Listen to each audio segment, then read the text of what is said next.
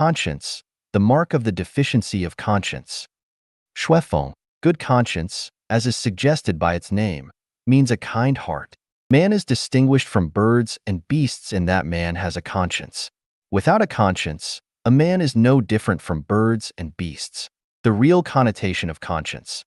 An invisible self-disciplinary moral court rooted by the greatest creator in the life structure of man to enable man to congenitally distinguish between right and wrong and good and evil. Conscience is the natural attributes possessed by man. Like the eyes of a person, conscience has nothing to do with a person's position, fame, property, appearance, age, gender, knowledge, and wisdom. Conscience is a natural norm to maintain the harmony between man and God, man and nature, man and society, and man. Once conscience is absent, there will occur a series of conflicts and contradictions between man and God, man and nature, man and society, and man. Whether a person has a good conscience or not will decide whether he has a good quality and taste.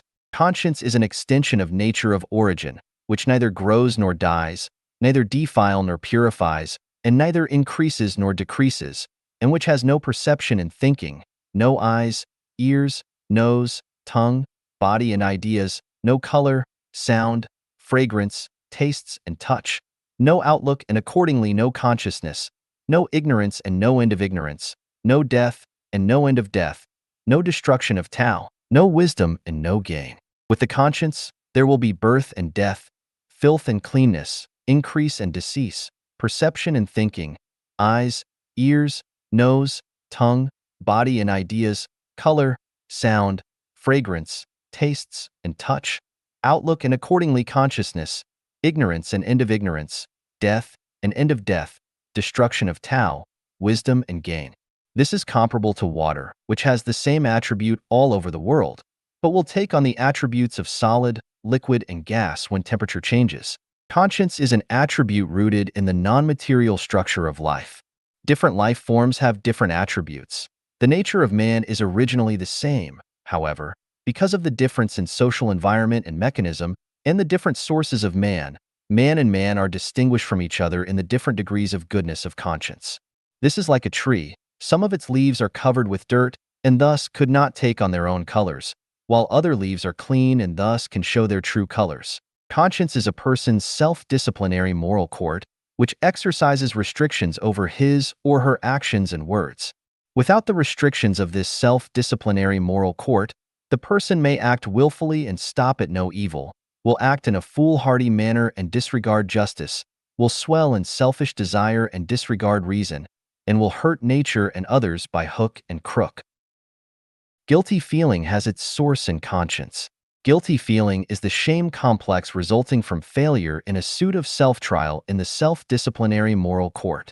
Without the trial of conscience, the self-disciplinary moral court, man will never have a guilty feeling. If everyone has a good conscience, all the constitutions, laws, statutes and regulations, and rules and commandments prescribed by the society will only be superfluous. Since some people do not have a good conscience, the society has no choice but to lay down constitutions, laws, statutes and regulations, and rules and commandments to exercise restrictions, and the society has no choice but to establish visible courts to exercise judgment of people's behavior. Perfect conscience is the symbol of a person's pure and beautiful soul. Since the structures of life forms at different order of life are different, whether a person has a perfect or deficient conscience can predict the future direction of this person's life. A person with a perfect conscience will undoubtedly walk toward the heavenly kingdom, and a person whose conscience is deficient will most surely walk toward the lower order of life, for example, the animal world or hell. Keep a good conscience, and you will be infinitely blessed. The symbols of deficient conscience. The following phenomena are the symbols of a deficient conscience. Insult and maltreat parents. Desecrate the greatest creator, God and Buddhas. Cause scourge to people's mind in the name of the greatest creator, God, Buddha, and Spirit. Insult ancestors. Abandon underage children. Requite kindness with enmity. Insult and attack teachers and masters. Punish one's own relations. Do not keep promises and contracts. Pollute the earth, the air, the river, the lake and the sea. 11. Randomly fell trees and destroy grass and flowers. Randomly maltreat and slaughter animals. Cause damage to a developing embryo, destroy a bird's nest and a beast's den, and unearth other people's ancestral tombs. Plunder others' property.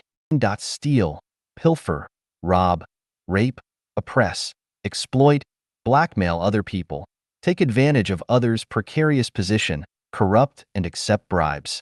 16. Extravagance and luxury. 17. Intrusion into private residence, forced and unauthorized entrance into private space. Destroy others' homestead. 19. Lynching. Lie, deceive, and swindle and bluff. 21. Launch indecent assault against children and entice children. 22. Make and sell fake medicine and food. Plagiarize others' achievements. Or disseminate superstition, damage others' property, propagate monster and demons, poison souls. Make colossal profit. 26. Give short measure and take substandard products as fine products. Bully those who have no kin and cannot support themselves. Instigate and abet others to contend, struggle, and rob. 9. Take away other people's favorite objects. 30. Purposely sabotage public property. 31. Force the good person into prostitution and shift the misfortune into others. 32. Help a villain do evil. Chuck one's weight. About 33. Make false testimony or expose others' privacy. 35. Restrict, hinder, and deprive others' personal freedom. 36. Laziness and greed. 37. Secretly stab the back. 38. Employ artful trickery to appropriate other people's properties. Conscience is the touchstone to test whether a person has a perfect soul, a watershed to test the fruits a person has achieved in self-refinery and self-cultivation, and the best proof to predict whether a person is entitled to walk toward the heavenly kingdom. Keep a good conscience, and you will be infinitely blessed. Abandon the good conscience, and you will be plagued with disasters.